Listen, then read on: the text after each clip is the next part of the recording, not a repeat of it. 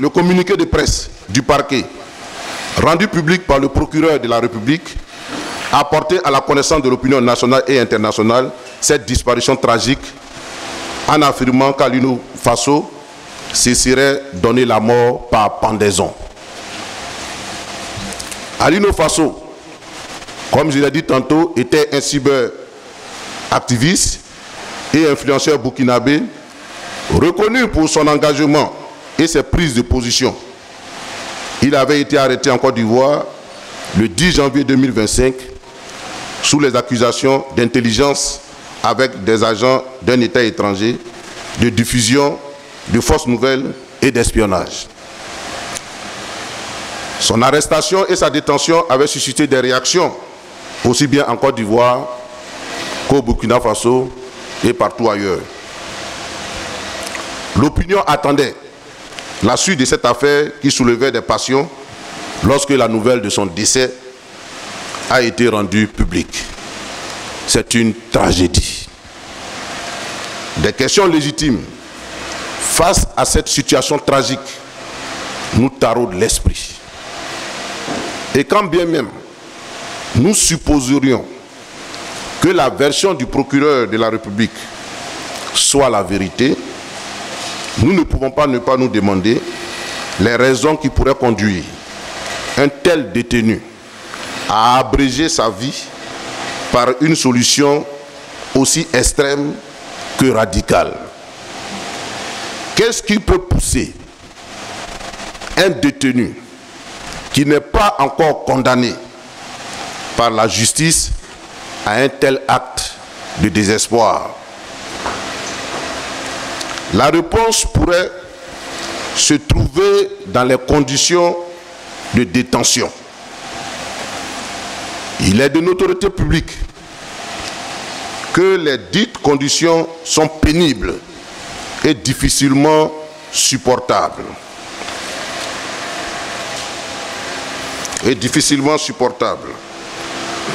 Aujourd'hui, c'est un détenu originaire d'un pays frère voisin qui meurt dans nos prisons. Cette tragédie doit servir de signal d'alarme et d'occasion, malheureusement, pour en appeler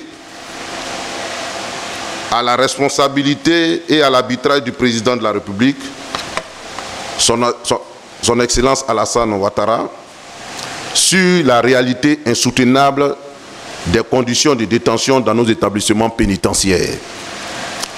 Monsieur le Président, ça ne va pas dans nos prisons. Monsieur le Président, ça ne va pas dans nos prisons. Je répète encore, Monsieur le Président, ça ne va pas dans nos prisons. Il est urgent de procéder à un décongestionnement de nos prisons en attendant des réformes en profondeur du système carcéral dans notre pays. En effet, la surcharge carcérale est endémique. Nos détenus souffrent au quotidien. Les conditions d'hygiène sont inimaginables. La prise en charge médicale est quasi inexistante, transformant nos prisons en des mouroirs où la maladie et la mort se côtoient. Leurs droits fondamentaux sont bafoués. Le droit de visite, notamment, est souvent restreint, plus particulièrement pour les responsables de leur famille politique. Nous, en tant que responsables politiques, nous avons du mal à aller visiter nos camarades qui sont en prison. Les stigmates laissés par ces conditions de détention sont manifestes et documentés. Le président Laurent Gbagbo lui-même porte encore les séquelles de son passage à la prison de Korogo. Le ministre Alphonse Douati est sorti malade de prison et il n'était plus remis jusqu'à ce que mort s'en suive.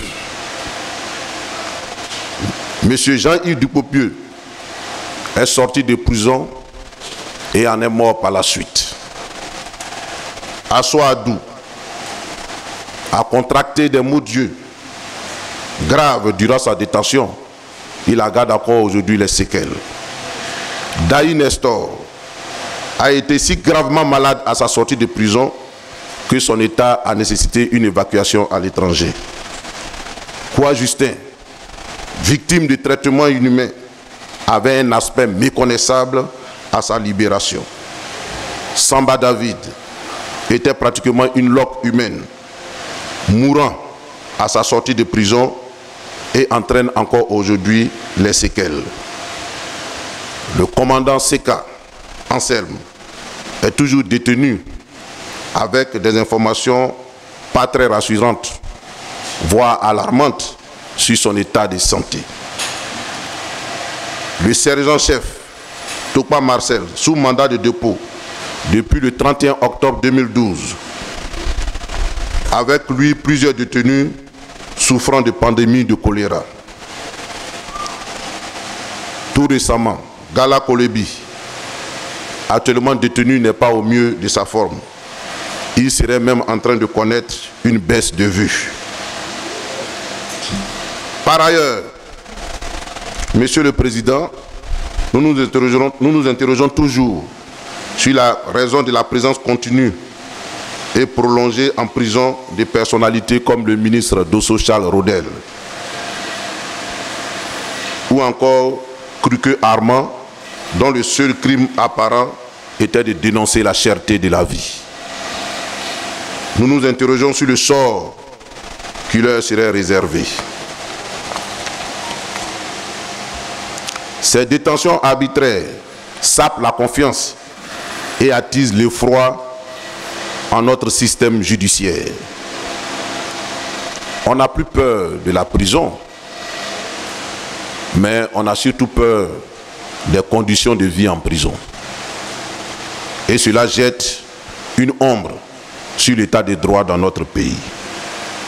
C'est pourquoi, Monsieur le Président, nous voulons nous en remettre à vous, en tant que premier magistrat, afin que vous interveniez pour élargir tous nos camarades qui sont encore en prison aujourd'hui.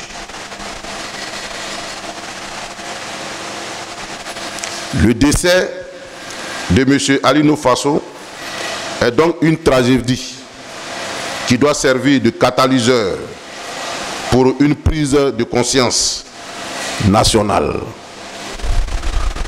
Le mouvement Trop c'est trop, dont l'une des missions fondamentales est à but humanitaire, ne pouvait pas ne pas intervenir sur cette question du journaliste qui est décédé dans nos prisons. Et cela en rapport et en relation avec les conditions carcérales dans nos différentes prisons qui sont inhumaines. Le mouvement Trop c'est trop réaffirme donc sa détermination à lutter pour une justice équitable. Pour finir, le mouvement Trop c'est trop adresse ses sincères condoléances à la famille et au peuple frère du Burkina Faso. Vive la Côte d'Ivoire, vive la paix, vive la libération de nos camarades. Je vous remercie.